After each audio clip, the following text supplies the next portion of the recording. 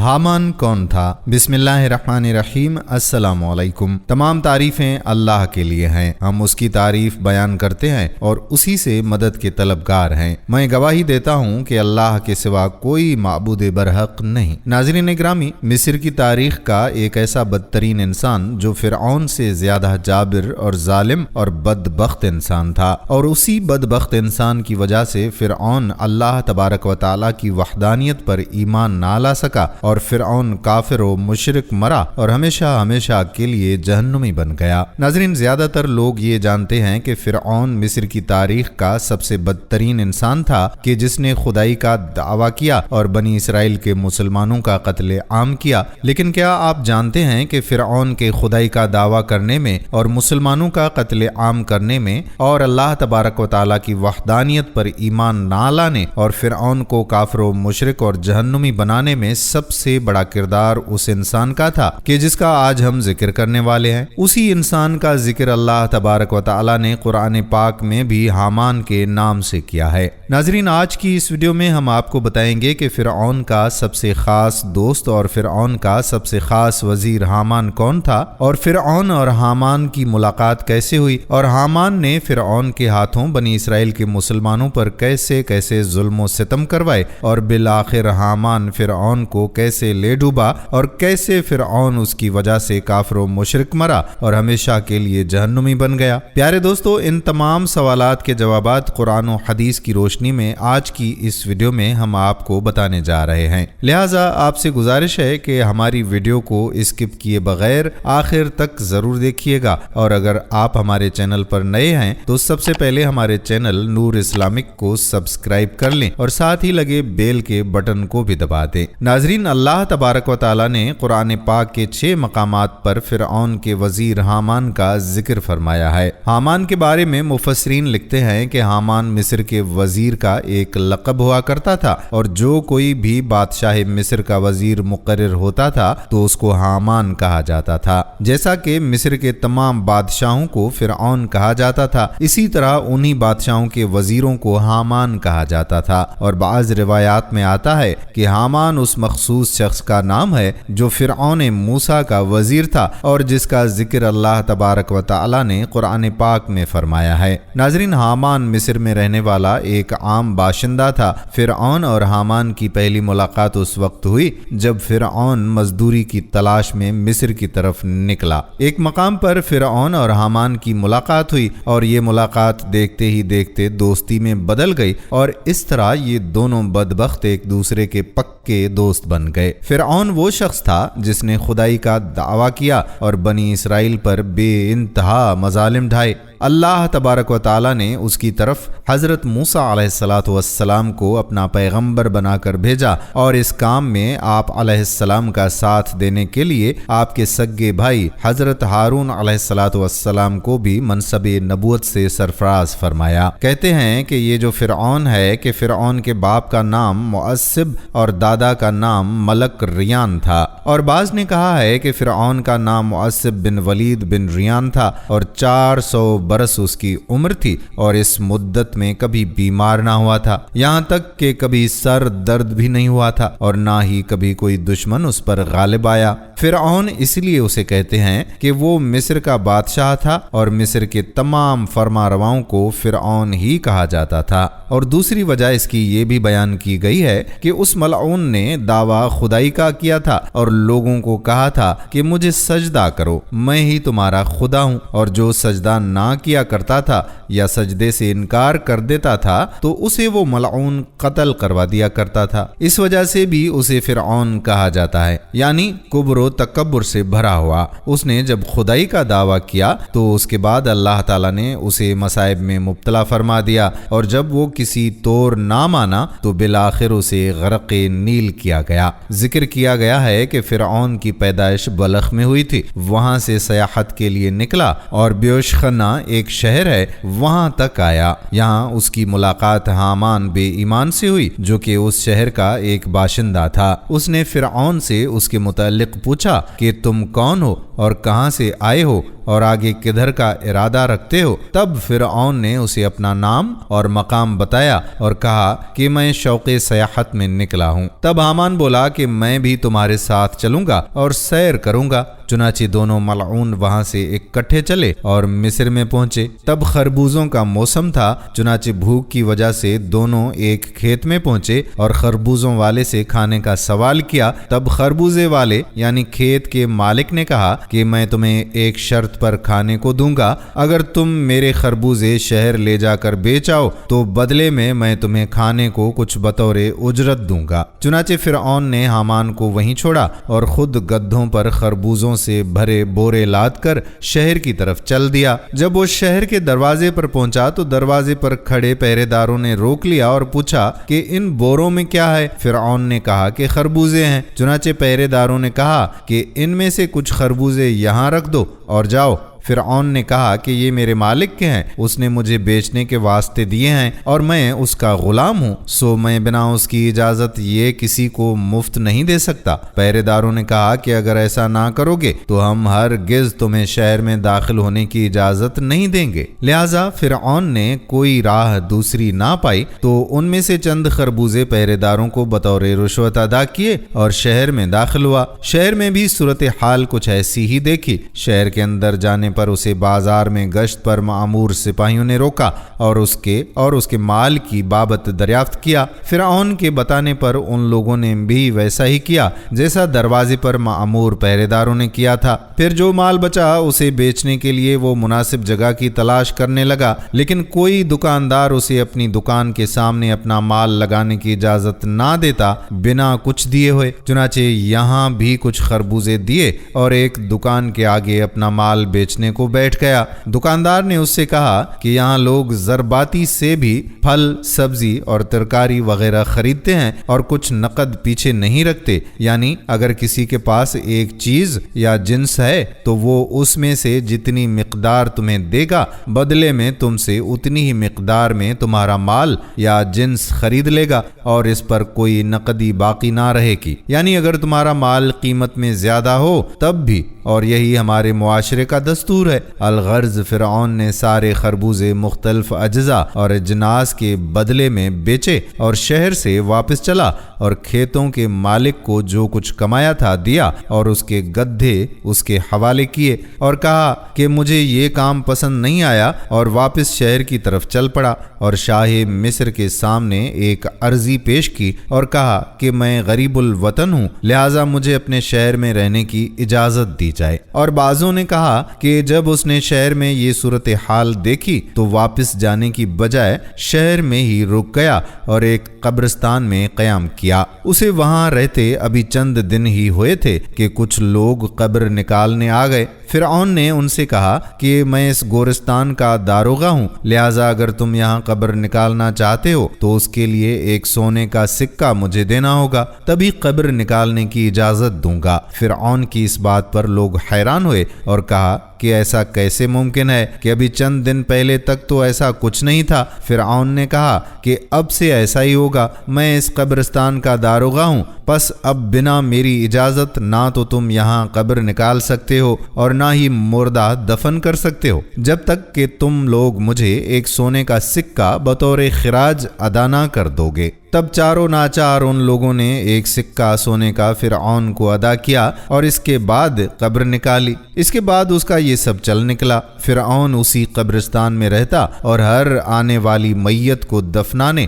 اور قبر نکالنے کے لیے ایک سکہ سونے کا وصول کرتا، اور بعض نے کہا کہ وہ مرنے والے کی حیثیت کے مطابق رقم وصول کیا کرتا تھا۔ ذکر کیا گیا ہے کہ ایک بار شہر میں کوئی وبا پھیلی جس سے بہت زیادہ لوگوں کی موت واقع ہو گئی، اور اسی طرح سے فرعون کے پاس بہت سارا مال اکٹھا ہونا شروع ہو گیا۔ ناظرین، روایت میں ہے کہ ایک بار شہر کا وزیر مر گیا۔ جب درباری اسے دفنانے کے واسطے لے کر گئے تو فرعون نے پوچھا کہ کون مرا ہے؟ تب ان لوگوں نے بتایا کہ شہر کا وزیر۔ فرعون نے جب ان سے رقم کا مطالبہ کیا تو وہ لوگ بڑے حیران ہوئے اور کہا کہ یہ کیسا قانون ہے؟ فرعون نے کہا کہ میں اس قبرستان کا داروغہ ہوں، اور ایک عرصے سے یہیں پر ہوں اور یہ خراج میں سب سے وصول کرتا ہوں۔ چنانچہ شہر کے لوگوں نے اس کی بات کی تائید کی اور کہا کہ ایسا ہی ہے تو کافی عرصے سے یہ یہیں پر رہتا ہے اور ہر آنے والی میت کو دفنانے اور قبر نکالنے کے لیے خراج وصول کرتا رہتا ہے۔ الغرض جب درباریوں نے یہ معاملہ دیکھا تو فرعون کو پکڑ کر شاہ مصر کے پاس لے گئے اور ساری تفصیل سے اسے آگاہ کیا۔ تب شاہ مصر نے فرعون سے پوچھا کہ یہ سب کیا معاملہ ہے، تمہیں اس کام پر کس نے رکھا؟ تب فرعون نے اول تا آخر اپنے شہر میں آنے اور شہر کے حالات کے بارے میں تفصیل بیان کی اور اس کے بعد نہایت ہی ادب سے کہا کہ جب میں نے آپ کے شہر کے یہ حالات دیکھے تو مجھے لگا کہ اس شہر میں کوئی قانون نہیں ہے، جس کے پاس جس قدر اختیار ہے اور طاقت ہے وہ اتنا ہی لوگوں کو لوٹ رہا ہے۔ میں ایک غریب الوطن اور نہایت ہی غریب آدمی تھا، میری قوت بازار میں بیٹھنے کی نہ تھی، اس لیے میں قبرستان میں بیٹھ گیا اور لوگوں سے خراج وصول کرنے لگا۔ نہ کسی نے میرے اس کام پر کوئی احتجاج کیا اور نہ ہی کوئی شکایت کی، اور جو حالات شہر کے تھے اس میں لوگ شکایت لے کر کہاں جاتے کہ اس میں بھی شکایت درج کروانے والوں کو بھی انہیں کچھ نہ کچھ دینا پڑتا، اس لیے لوگوں نے کم دے لینا مناسب خیال کیا۔ چنانچہ شاہ مصر نے فرعون کی گفتگو سے اسے ایک دانا اور دور اندیش فرد خیال کیا اور اس سے پوچھا کہ کیا تم اس شہر کے حالات کو بہتر بنا سکتے ہو اگر تمہیں اس کا اختیار دے دیا جائے تو؟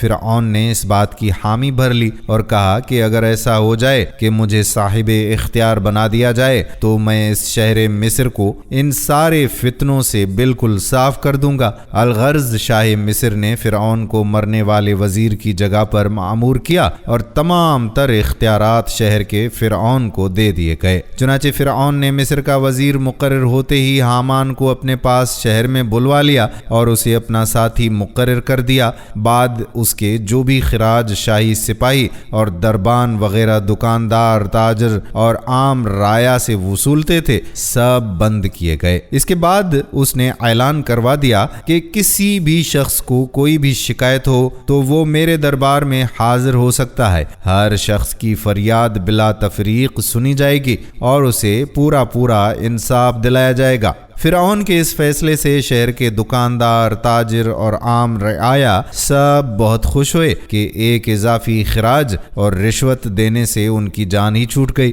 اب انہیں اپنے مال پر فائدہ ہوتا نظر آنے لگا، اس لیے لوگوں کے دلوں میں فرعون کے لیے عزت اور احترام اور محبت پیدا ہو گئی۔ تب فرعون نے حامان سے کہا کہ میں چاہتا ہوں کہ اہل مصر مجھ سے اور بھی زیادہ محبت کریں اور میری عزت لوگوں کی نظر میں اور بھی زیادہ بڑھے اور شہر کے لوگ مجھے نعوذ باللہ درجے میں خدا کے برابر سمجھنا شروع کر دیں اور میں دعوی خداوندی کر دوں اور سب لوگ مجھے پوجیں۔ تب حامان ملعون نے کہا کہ ابھی ایسا ممکن نہیں ہے، اگر تو ایسا چاہتا ہے تو پہلے آہستہ آہستہ خلقت شہر کو اپنے ہاتھ میں لا، تاکہ جب تو دعوی خداوندی کرے تو زیادہ لوگ تیری طرفداری کرنے والے ہوں۔ تب فرعون ملعون نے کہا کہ اس کی کیا تدبیر بھلا ہو سکتی ہے، کیونکہ شہر کے سب لوگ ابھی تک یوسف بن یعقوب علیہ السلام کے دین پر مستحکم تھے، میں کس طرح سے انہیں اس طرف لا سکتا ہوں؟ چنانچہ اس بارے میں مل کر کوئی تدبیر کرنے لگے اور بہت سوچ بچار کے بعد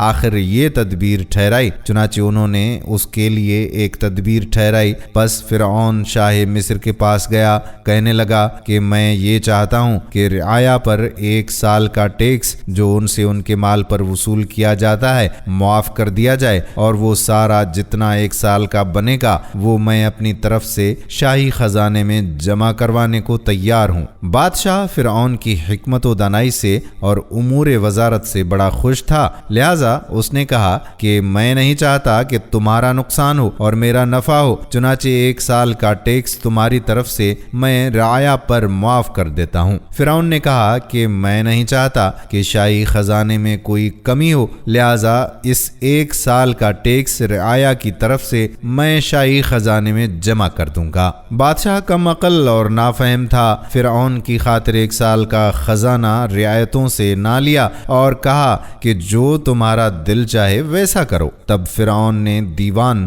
اور خزانچیوں کو بلوا کر پوچھا کہ مصر کا خزانہ 1 سال میں رعیتوں سے کتنا وصول ہوتا ہے؟ انہوں نے بتایا کہ اتنا ہوتا ہے۔ بس فرعون نے اتنا روپیہ حامان کے ہاتھ شاہی خزانے میں اپنی طرف سے جمع کروا دیا۔ اس کے بعد سارے شہر میں منادی کروا دی کہ اس سال کا ٹیکس رعیتوں پر ہماری طرف سے معاف کیا گیا ہے اور ہم نے اپنی طرف سے اتنا خزانہ بادشاہ کی سرکار میں شاہی خزانے میں جمع کر دیا ہے، اور علاوہ اس کے 2 برس مزید کا خزانہ یعنی ٹیکس معاف کرنے کی اپیل بھی سرکار عالی میں پیش کی ہے، سو وہ بھی قبول ہوئی۔ یعنی اب 3 برس تک رعیتوں سے کسی بھی قسم کا کوئی بھی ٹیکس وصول نہیں کیا جائے گا۔ پس جب یہ منادی سنی تو مصر کی تمام رعایا بہت خوش ہوئی، اور غریب غربا جتنے بھی لوگ تھے سبوں نے فرعون کی ترقی اور خوشحالی کے واسطے دعائیں مانگی اور خدا کا شکر بجا لائے، اور اس طرح سے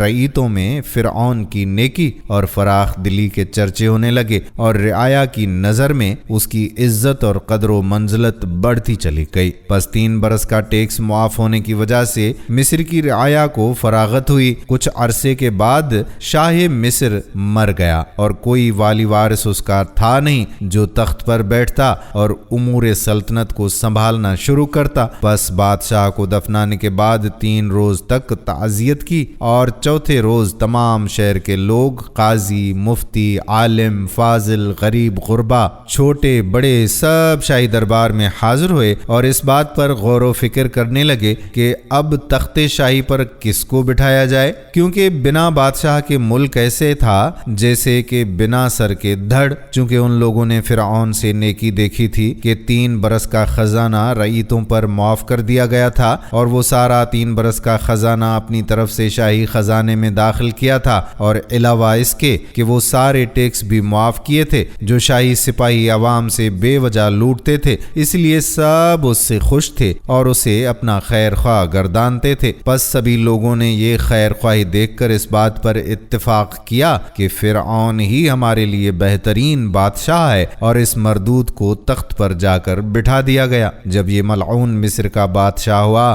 تو اس نے حامان ملعون کو اپنا وزیر خاص منتخب کر دیا، چونکہ اسی کی تدبیر اور اسی کے ہی مشوروں سے فرعون تخت شاہی تک پہنچ چکا تھا۔ تب کہنے لگا کہ اب مصر کے ملک میں مسلم ہمارے ہاتھ آیا ہے اور ہم یہاں کے بادشاہ ہوئے ہیں، اور حامان سے کہا کہ بس اب کوئی ایک ایسی تدبیر کرنی چاہیے کہ خلق خدا مجھ کو خدا کہے اور معبود جانے اور میری پرستش کرے اور مجھے ہی سجدہ کرے، لعنت اللہ علیہ۔ تب ملعون حامان نے یہ صلاح کی کہ سب سے پہلے پورے ملک یعنی مصر میں یہ حکم نامہ جاری فرما دیں کہ علماء فضلہ جتنے ہیں ہماری حکومت میں کوئی بھی تعلیم نہ دینے پائیں، سب درس و تدریس موقوف کر دیے جائیں۔ تب آہستہ آہستہ لوگ اپنے دین سے دور اور بے خبر ہوتے جائیں گے، اور جو بھی آئندہ پیدا ہوں گے لڑکے بالے سب کے سب بے علم اور جاہل ترین ہوں گے۔ اس طرح آہستہ آہستہ سب اپنے اپنے دین سے برگشتہ ہوں گے اور کوئی علم ان کو دین کا ہوگا ہی نہیں۔ پس حامان کے کہنے پر فرعون نے سارے ملک میں یہی حکم نامہ جاری کروا دیا کہ اب سے ہمارے ملک میں کوئی بھی عالم فاضل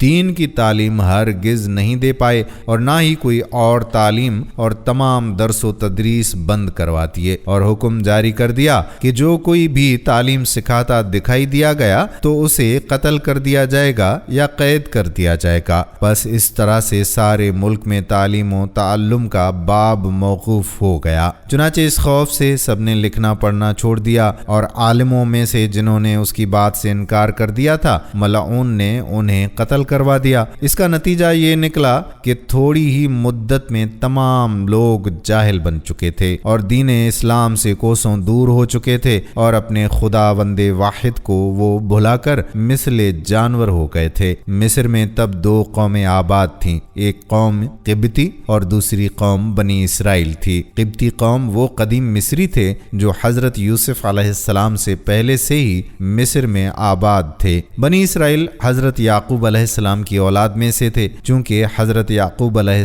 السلام کا ایک لقب اسرائیل بھی تھا، اسی نسبت سے ہی آپ علیہ السلام کی اولاد کو بنی اسرائیل کہا جاتا ہے۔ لہٰذا مکمل طور پر جب لوگ جاہل بن گئے تو حامان نے فرعون کو اب یہ مشورہ دینا شروع کیا کہ لوگوں کو اب بت پرستی کی طرف بلاؤ۔ چنانچہ ملعون فرعون نے لوگوں کو بت پرستی پر لگا دیا۔ تب قبطی قوم اس بت پرستی پر مائل ہو گئی اور فرعون کی باتوں پر عمل کرنے لگی، لیکن بنی اسرائیل کی قوم چونکہ اندر سے ابھی بھی حضرت یوسف علیہ السلام کے دین پر قائم تھی، سو انہوں نے بت پرستی سے صاف صاف انکار کیا۔ بس پھر کیا تھا؟ فرعون ملعون ان پر زیادتی کرتا اور قبطی قوم کو خوب نوازتا اور قوم بنی اسرائیل کو ان کے خادموں میں رکھتا تھا اور تمام نیچ کام بنی اسرائیل کے ذمے کیے اور ان پر ظلم ڈھاتا رہتا، اور اسی طرح سے 20 برس کا عرصہ گزر گیا۔ اس کے بعد اس لعنتی نے لوگوں کو پکار کر کہا کہ میں ہوں تمہارا رب، سب سے یعنی ان بتوں سے بھی بڑا خدا ہوں میں، سو سجدہ مجھے کرو اور معبود بھی مجھے ہی جانو اور میری ہی پرستش کرو، اور جو کوئی بھی ایسا کرے گا میں اسے نوازوں گا، اور جو اس کام سے انکار کرے گا اس کے ساتھ برا سلوک کیا جائے گا۔ پس قوم قبطی نے فرعون کو پوجنا اختیار کیا اور اسی طرح سے 40 سال کا اور عرصہ گزرا۔ اس کے بعد ان تمام بتوں کو توڑ ڈالا گیا اور کہا کہ اب سے میں تنہا تمہارا رب ہوں، بس صرف اور صرف میری ہی پرستش کرو۔ قبطی قوم جو فرعون کو پوجنے اور سجدہ کرنے والے تھے انہی پر خوب نوازش کیا کرتا تھا اور بنی اسرائیل کو تکلیف دیتا تھا کہ وہ حضرت یوسف علیہ السلام بن یعقوب علیہ السلام کے دین پر تھے، اور جزیہ کے عوض فرعون ان سے قبطیوں کی خدمت کرواتا اور تحقیر کرتا، اور جن کاموں کو حقیر سمجھتا تھا اور محنت اور بار اٹھانا، لکڑی چیرنا، گھاس کاٹنا، جھاڑو کشی کرنا اور گوہ گوبر پھینکنا، ان سب کاموں میں مقرر کیا گیا، اور علاوہ اس کے انہیں شہر اور دیہاتوں میں اپنے تابعین کی خدمت میں بھیج دیا اور ان کی عورتوں سے اپنی عورتوں کی خدمت کرواتا تھا۔ الغرض ہر طرح سے ان کی تذلیل کرتا اور ان کی عزت و وقار نہ کرتا۔ ایک عورت جن کا نام آسیہ تھا بنی اسرائیل کی تھیں اور اپنے آبا و اجداد کے دین پر تھیں اور اس دین پر مضبوطی سے قائم تھیں، اور وہ اپنے حسن و جمال اور خوبی و عادات و خصائل اور اعلیٰ اخلاق کی وجہ سے شہرت بھی رکھتی تھیں۔ انہیں فرعون نے اپنے نکاح میں لے لیا تھا، اور بعضوں نے کہا کہ فرعون نے انہیں اپنی عقیدت مند سمجھ کر عزت کے ساتھ اپنے محل میں رکھا ہوا تھا، مگر وہ اپنے دین میں مضبوط تھیں اور کوئی کام خلاف شرع نہیں کرتی تھیں۔ ناظرین، یہاں آپ کو بتاتے چلیں کہ حضور پرنور صلی اللہ تعالی علیہ وآلہ وسلم نے 5 عورتوں کی پاکی اور بزرگی بیان کی ہے۔ ایک حضرت موسیٰ علیہ السلام کی ماں، دوسرا مریم بنت عمران اور حضرت خدیجۃ الکبریٰ بنت خویلد، حضور صلی اللہ علیہ وآلہ وسلم کی زوجہ محترمہ، اور ایک اپنی بیٹی حضرت فاطمہ الزہرا بنت محمد صلی اللہ علیہ وآلہ وسلم، اور حضرت بی بی آسیہ رضی اللہ تعالی عنہما اجمعین کی کہ یہ سب صالحین تھیں۔ الغرض قوم بنی اسرائیل کی ایک مدت تک فرعون کے عذاب میں اور اس کی قوم کی خدمت گزاری میں گرفتار رہی۔ مرد و عورت اس قوم کی خدمت گزاری اور بار برداری میں رہتے اور صبر کیا کرتے تھے، پھر بھی اپنے دین کے خلاف نہ چلتے اور دن رات اللہ رب العزت کی یاد اور استغفار میں مصروف رہا کرتے تھے اور خدائے واحد کی عبادت کرتے رہتے تھے۔ ناظرین، فرعون کے ہر ظلم و ستم اور ہر گناہ کے پیچھے سب سے جو بڑا کردار تھا وہ تھا حامان کا۔ مصر کی تاریخ میں جتنے بھی ظلم ڈھائے گئے اور جتنے بھی لوگوں کا قتل عام ہوا اور جتنے لوگوں کو بت پرستی کے اندر مبتلا کیا گیا اور جتنے لوگوں کو فرعون کو خدا نہ ماننے کی وجہ سے مروا دیا گیا، یہ تمام تر مظالم اس لعین حامان کی مشاورت اور حامان کے حکم پر کیے گئے تھے۔ بظاہر تو مصر کا بادشاہ فرعون تھا، لیکن فرعون جو بھی کوئی کام کیا کرتا تھا وہ اپنے اس پیارے دوست حامان کی مشاورت کے بغیر ہرگز نہیں کرتا تھا، بلکہ مصر میں ہونے والی ہر ایک برائی کے پیچھے جو شیطانیت چھپی ہوئی تھی وہ تھی حامان کی۔ حامان فرعون کو جو بھی مشورہ دیا کرتا تھا فرعون کام وہی کرتا تھا۔ اسی وجہ سے تاریخ کے اندر حامان کو فرعون سے بھی بڑا جابر اور ظالم ظالم اور بدترین انسان قرار دیا گیا ہے۔ ناظرین، فرعون جب مصر کا بادشاہ بنا تو فرعون نے حامان سے کہا کہ میں مصر کے اندر خدائی کا دعویٰ کرنا چاہتا ہوں، اور میں یہ بھی چاہتا ہوں کہ تمام تر لوگ جو مصر کے باشندے ہیں وہ مجھے اپنا خدا مانیں اور میری ہی پوجا کیا کریں اور سجدہ میرے سامنے کریں۔ فرعون حامان سے کہتا تھا کہ خدائی کا دعویٰ کرنے کے لیے ایسا کرنا چاہیے کہ تمام مصر کے لوگ مجھے اپنا خدا ماننے لگیں۔ تو اس وقت حامان نے فرعون کو یہ مشورہ دیا کہ سب سے پہلے تو آپ مصر کے اندر دین اسلام کی تبلیغ پر پابندی لگا دیں اور دینی درسگاہوں کو بند کر دیں۔ چنانچہ اس طرح سے حامان کے کہنے پر مصر کے اندر تمام دینی درسگاہوں کو بند کروا دیا گیا، اسلام کی تبلیغ و اشاعت پر پابندی لگا دی گئی، اور پھر وقت کے ساتھ ساتھ لوگ حضرت یوسف علیہ السلام کے دین سے دور ہونے لگے۔ اس کے بعد مصر کے لوگوں کو کفر و شرک کے اندر مبتلا کرنے کے لیے حامان نے یہ چال بھی چلی کہ مصر کے گھر گھر بتوں کی پوجا شروع کروا دی، اور اس طرح سے مصر کے ہر ایک گھر میں لوگ شرک اور کفر کے اندر مبتلا ہونے لگے اور اللہ تبارک و تعالیٰ کی وحدانیت کو چھوڑ کر بتوں کی پوجا کرنے لگے اور وہ گمراہ ہوتے چلے گئے۔ اس کے بعد جب فرعون اور حامان نے دیکھا کہ مصر کے تمام تر لوگ اب اللہ وحدہ لا شریک کی ذات کو بھول بیٹھے ہیں اور اللہ تبارک و تعالیٰ کی وحدانیت کو ان لوگوں نے چھوڑ دیا اور بت پرستی کے اندر مکمل طور پر ہو چکے ہیں، تو اس وقت حامان نے یہ فرعون کو جا کر مشورہ دیا کہ اب تمام مصر کے لوگوں کو ایک جگہ پر اکٹھا کیا جائے اور ان کے سامنے خدائی کا دعویٰ کر دو اور ان کو سجدہ کرنے کا حکم بھی دے دو۔ چنانچہ ایسا ہی کیا فرعون نے۔ مصر کے تمام تر لوگوں کو اکٹھا کیا گیا ایک مقام پر، اور فرعون نے ان تمام تر لوگوں کے سامنے اپنے خدا ہونے کا دعویٰ کیا۔ مصر کا اس وقت سب سے جو بڑا قبیلہ تھا وہ تھا قبطیہ قبیلہ۔ وہ فرعون کو اپنا خدا ماننے لگے اور اس کے سامنے گر گئے سجدے میں۔ چنانچہ اس طرح سے فرعون نے مصر کے تمام تر لوگوں کے سامنے خدائی کا جھوٹا دعویٰ کرنا شروع کر دیا، اور اس طرح فرعون جھوٹا خدا بن گیا مصر کا۔ ناظرین، روایات میں آتا ہے کہ جب فرعون نے خدائی کا جھوٹا دعویٰ کیا تو اس وقت کچھ لوگ ایسے بھی موجود ہوا کرتے تھے کہ جن کے سینے ابھی بھی ایمان کے نور سے روشن تھے اور جو ابھی بھی اللہ تبارک و تعالیٰ کی وحدانیت پر ایمان رکھتے تھے۔ فرعون کو جب ان لوگوں کا پتہ چلا تو فرعون بہت زیادہ ان پر غضبناک ہوا۔ چنانچہ اس وقت فرعون نے چند مسلمانوں پر ظلم و ستم کرنا شروع کر دیے تھے اور ان کو اپنا غلام بنا کر مصر کا سب سے مشکل ترین کام اور بھاری بھرکم کام بھی بنی اسرائیل کے ان چند مسلمانوں سے لینا شروع کر دیا اور بدترین تشدد کا نشانہ بھی بنایا۔ اور اس طرح سے جب فرعون اور حامان کا ظلم و ستم حد سے بڑھا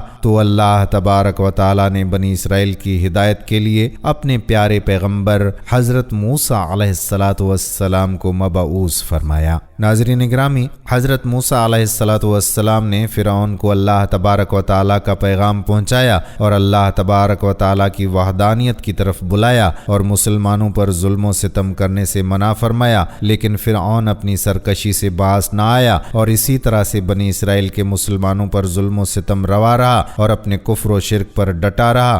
روایات میں آتا ہے کہ ایک مرتبہ حضرت موسیٰ علیہ السلام فرعون کے پاس تشریف لائے۔ فرعون سے کہنے لگے کہ اے فرعون، اگر تو اللہ تبارک و تعالیٰ کی وحدانیت پر ایمان لے آئے تو اس کی وجہ سے تیری آخرت تو بہتر ہو ہی جائے گی، لیکن اللہ تبارک و تعالیٰ دنیا کے اندر تجھے 4 طرح کے انعامات عطا فرمائے گا۔ حضرت موسیٰ علیہ السلام کی یہ بات سن کر فرعون حضرت موسیٰ علیہ السلام سے اب پوچھنے لگتا ہے کہ وہ 4 نعمتیں بھلا کون کون سی ہیں جو تیرا رب مجھے عطا فرمائے گا۔ فرعون حضرت موسیٰ علیہ السلام سے کہنے لگا کہ مجھے ان نعمتوں کے بارے میں بتا دیجئے، شاید کہ میں اللہ تبارک و تعالیٰ کی وحدانیت پر ایمان لے آؤں۔ چنانچہ حضرت موسیٰ علیہ السلام نے اللہ تبارک و تعالیٰ کے حکم سے فرعون کو یہ بتایا کہ اگر تو اللہ تبارک و تعالیٰ کی وحدانیت پر ایمان لے آئے تو اللہ تبارک و تعالیٰ پہلی نعمت تجھے یہ عطا فرمائے گا کہ تو ہمیشہ تندرست رہے گا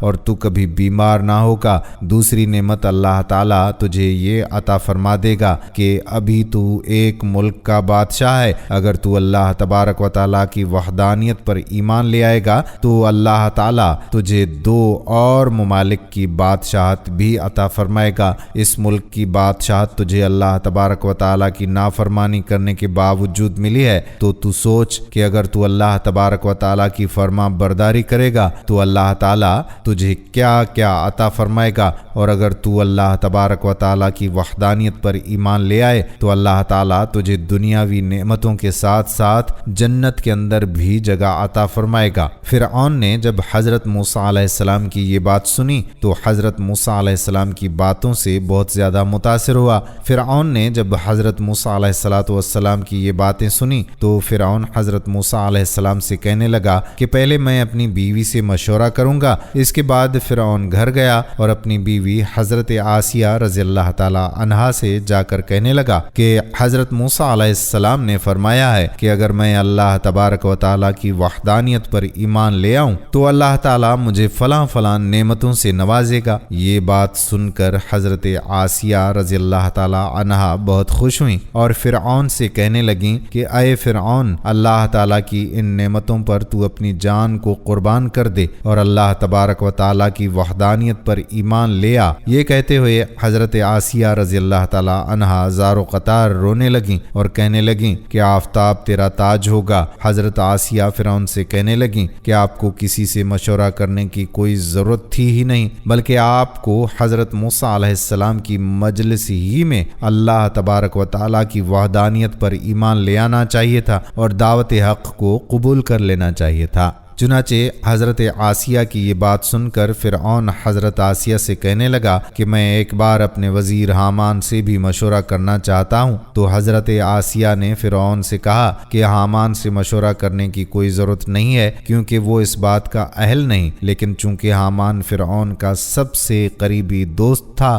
اور سب سے خاص وزیر بھی تھا، لہٰذا فرعون مشورہ کرنے کی غرض سے حامان کے پاس گیا اور سارا ماجرا حامان کو بتا دیا، اور فرعون حامان سے پوچھنے لگا کہ اب مجھے کیا کرنا چاہیے۔ حامان نے جیسے ہی فرعون کی یہ بات سنی تو وہ غصے سے لال پیلا ہو گیا اور زار و قطار رونے لگا اور اپنے گریبان کو پھاڑنے لگا، اور حامان نے اپنی دستار کو اٹھا کر زمین پر مارا اور شور و غل کرنے لگا اور روتے ہوئے فرعون سے کہنے لگا کہ حضرت موسیٰ علیہ السلام نے آپ کی شان میں معاذ اللہ یہ گستاخی کیسے کی؟ آپ کی شان تو یہ ہے کہ تمام کائنات آپ کی وجہ سے چلتی ہے اور مشرق سے لے کر مغرب تک ہر چیز آپ کی تابع ہے، اور دنیا کے تمام بڑے بڑے بادشاہ آپ کے دربار میں سجدہ ریز ہوتے ہیں۔ حامان فرعون سے کہنے لگا کہ حضرت موسیٰ علیہ السلام نے آپ کی توہین کی ہے کہ آپ اللہ تبارک و تعالیٰ کی وحدانیت پر ایمان لے آئیں، جبکہ پوری دنیا پوری کائنات آپ کو سجدہ کرتی ہے اور آپ پوری دنیا کے رب ہیں۔ اس طرح حامان فرعون کو بگاڑنے لگا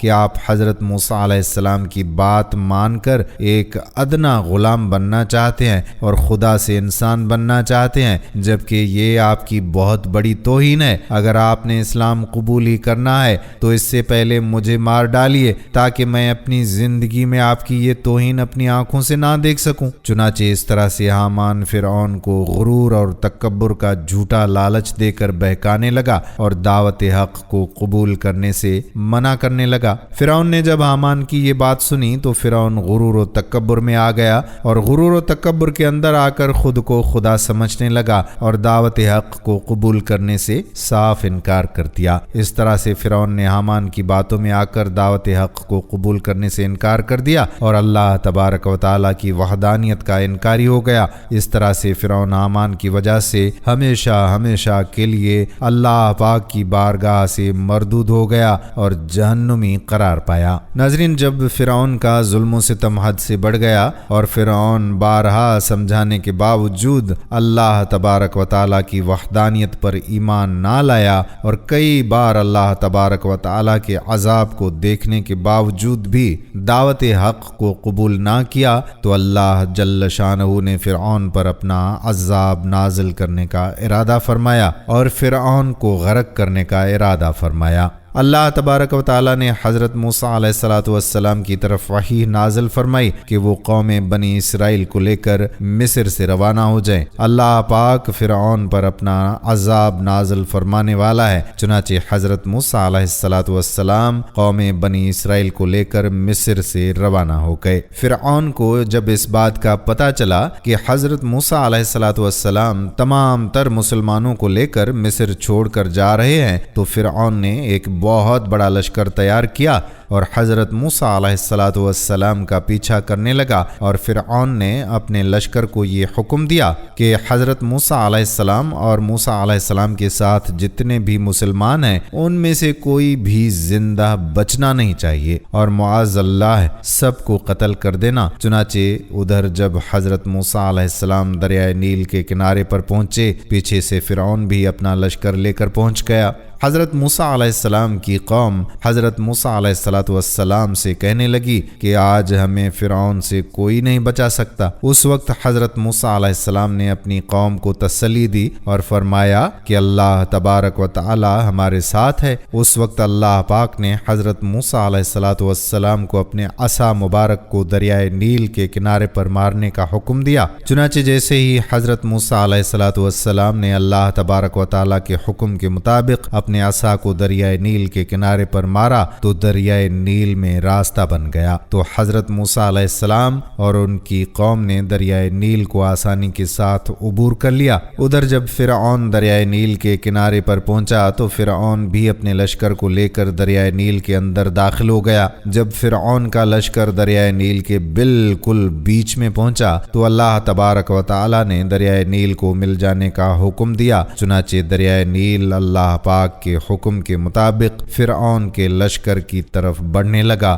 فرعون نے جب یہ منظر دیکھا اور اپنی آنکھوں کے سامنے اپنی موت کو آتے ہوئے دیکھا تو فرعون بلند آواز سے چلایا، کہنے لگا کہ میں حضرت موسیٰ علیہ السلام کے خدا پر ایمان لایا، اور میں اس خدا پر ایمان لایا جس خدا پر قوم بنی اسرائیل ایمان لے کر آئی۔ اسی طرح جب فرعون غرق ہونے لگا تو وہ دعا مانگنے لگا۔ اس وقت حضرت جبرائیل علیہ الصلوۃ والسلام نے مٹی کو اٹھایا اور فرعون کے منہ میں ڈال دیا تاکہ یہ اللہ تبارک و تعالی کی بارگاہ میں دعا نہ مانگ سکے، اور فرعون اس وقت اللہ پاک کی وحدانیت پر ایمان لانا چاہتا تھا، لیکن اس وقت اس کا ایمان لانا قابل قبول نہ تھا کیونکہ اللہ تبارک و تعالی کا عذاب اس پر نازل ہو چکا تھا اور اس پر توبہ کا دروازہ بند ہو چکا تھا۔ اس کے بعد اللہ تبارک و تعالی کے حکم سے دریائے نیل آپس میں مل گیا۔ فرعون اور اس کا پورا لشکر دریائے نیل کے اندر غرق ہو کر ہلاک ہو گیا۔ آج بھی فرعون کی حنوط شدہ لاش عبرت کا نشان بنی مصر کے عجائب خانے میں محفوظ ہے۔ اس سارے واقعے کو اللہ تبارک و تعالی نے قرآن مجید فرقان حمید میں بیان کیا ہے، اور ہم بنی اسرائیل کو سمندر سے گزار لے گئے، پھر فرعون اور اس کے لشکر ظلم اور زیادتی کی غرض سے ان کے پیچھے چلے، حتیٰ کہ جب فرعون ڈوبنے لگا تو بول اٹھا کہ میں نے مان لیا کہ خداوند حقیقی اس کے سوا کوئی نہیں ہے جس پر بنی اسرائیل ایمان لائے، اور میں بھی سر اطاعت جھکا دینے والوں میں سے ہوں۔ جواب دیا گیا، اب ایمان لاتا ہے، حالانکہ اس سے پہلے تک تو نافرمانی کرتا رہا اور فساد برپا کرنے والوں میں سے تھا۔ اب تو ہم صرف تیری لاش ہی کو بچائیں گے تاکہ تو بعد کی نسلوں کے لیے نشانہ عبرت بنے، اگرچہ بہت سے انسان ایسے ہیں جو ہماری نشانیوں سے غفلت برتتے ہیں۔ ناظرین، ان آیات میں اللہ تعالیٰ نے ایک پیشن گوئی فرمائی ہے کہ ہم فرعون کی لاش کو محفوظ رکھیں گے تاکہ بعد میں آنے والے لوگوں کے لیے وہ باعث عبرت ہو، اور اپنے آپ کو خدا کہلانے والے کی لاش کو دیکھ کر آنے والی نسلیں سبق حاصل کریں۔ چنانچہ اللہ تبارک و تعالیٰ کا فرمان سچ ثابت ہوا اور اس کا ممی شدہ جسم 1858 عیسوی میں دریائے نیل کے قریب تبسیہ کے مقام پر شاہوں کی وادی سے اوریت نے دریافت کیا تھا، جہاں سے اس کو قاہرہ منتقل کر دیا گیا۔ ایلیٹ سمتھ نے 8 جولائی 1907 عیسوی کو اس کے جسم سے غلافوں کو اتارا تو اس کی لاش پر نمک کی ایک تہ جمی ہوئی تھی جو کھارے پانی میں اس کی غرقابی کی ایک کھلی علامت تھی۔ اس نے اس عمل کا تفصیلی تذکرہ اور جسم کے جائزے کا حال اپنی کتاب شاہی ممیاں 1912 عیسوی میں درج کیا ہے۔ اس وقت یہ ممی محفوظ رکھنے کے لیے تسلی بخش حالت میں تھی، حالانکہ اس کے کئی حصے شکستہ ہو گئے تھے۔ اس وقت سے ممی قاہرہ کے عجائب گھر میں ہے اور سیاحوں کے لیے سجی ہوئی ہے۔ اس کا سر اور گردن کھلے ہوئے ہیں اور باقی جسم کو ایک کپڑے میں چھپا کر رکھا ہوا ہے۔ محمد احمد عدوی لکھتے ہیں کہ اس نعش کی ناک کے سامنے کا حصہ ندارد ہے، جیسے کسی حیوان نے کھا لیا ہو۔ غالباً سمندری مچھلی نے اس پر منہ مارا تھا۔ پھر اس کی لاش الوہی فیصلے کے مطابق کنارے پر پھینک دی گئی تاکہ دنیا کے لیے عبرت ہو۔ ناظرین، قوم فرعون پر نازل کیے گئے یہ عذاب امت مسلمہ کے لیے نہ صرف باعث عبرت ہیں بلکہ غور و فکر کی دعوت بھی دیتے ہیں۔ 58 مسلم ممالک اور 2.5 ارب مسلمان جس زبوں حالی اور تنزلی کا شکار ہیں وہ اللہ کی ناراضگی ہی کی وجہ سے ہیں۔ ہم نمازیں پڑھتے ہیں، حج بھی ادا کرتے ہیں، عمرہ بھی ادا کرتے ہیں، زکوٰۃ بھی دیا کرتے ہیں اور قرآن مجید فرقان حمید پڑھتے بھی ہیں، لیکن سود کو برا نہیں سمجھتے۔ رشوت لینا اور دینا مجبوری گردانا جاتا ہے۔ جھوٹ بولنا، دھوکہ دینا معمولی بات سمجھی جاتی ہے۔ ناپ تول میں کمی، گراوٹ، بے ایمانی، ہیر پھیر کاروبار کا حصہ ہے۔ امر بالمعروف اور نہی عن المنکر ترقی کی راہ میں رکاوٹ سمجھے جاتے ہیں۔ اگر یہ سب اعمال ہی ہماری کامیابی اور کامرانی کا پیمانہ ہے تو پھر غلاظت کے اس ڈھیر پر بیٹھ کر ہمیں اللہ کی مزید ناراضگی کا انتظار کرنا ہوگا، جو انفرادی عذاب بھی ہو سکتا ہے اور اجتماعی بھی۔ اللہ پاک ہم سب کو ایسے کاموں سے بچائے جو اس کے غضب کی دعوت دینے والے ہیں، آمین۔ ناظرین، یہ تھی ہماری آج کی ویڈیو۔ ہم امید کرتے ہیں کہ آپ کو ہماری آج کی یہ ویڈیو ضرور پسند آئی ہوگی، اور اگر آپ کو ہماری آج کی ویڈیو پسند آئی ہے تو آپ سے گزارش ہے کہ آپ ہمارے چینل کو سبسکرائب ضرور کر لیں اور ساتھ ہی لگے بیل بٹن کو بھی پریس کر لیں تاکہ آنے والی مزید معلوماتی ویڈیوز کا نوٹیفیکیشن آپ کو بر وقت ملتا رہے۔ سبسکرائب کے ساتھ ساتھ آپ ہماری ویڈیوز کو لائک بھی کریں اور اپنی قیمتی رائے کا اظہار کمنٹ سیکشن میں ضرور کیا کریں۔ کمنٹس میں آپ اپنے سوالات بھی ہم تک پہنچا سکتے ہیں۔ کمنٹس میں ہمیں بتائیے گا کہ کیا آپ نے یہ مکمل ویڈیو دیکھی ہے؟ اگر ہاں تو کمپلیٹ یا مکمل کا لفظ کمنٹ سیکشن میں ضرور لکھیں تاکہ ہماری حوصلہ افزائی ہو۔ اس کے علاوہ آپ کو بتاتے چلیں کہ حضرت موسیٰ علیہ السلام اور فرعون کے حوالے سے ہم پہلے بھی 6 یا 7 ویڈیوز اپلوڈ کر چکے ہیں جو ہمارے چینل پر موجود ہیں، اور حضرت موسیٰ علیہ السلام کا بچپن سے لے کر پیدائش سے لے کر آخر تک مکمل قصہ ہمارے اس چینل پر موجود ہے۔ دیکھنا مت بھولیے گا۔ اب آنے والی ویڈیو تک اپنے میزبان قادر بخش کلہوڑوں کو اجازت دیجیے۔ اللہ حافظ۔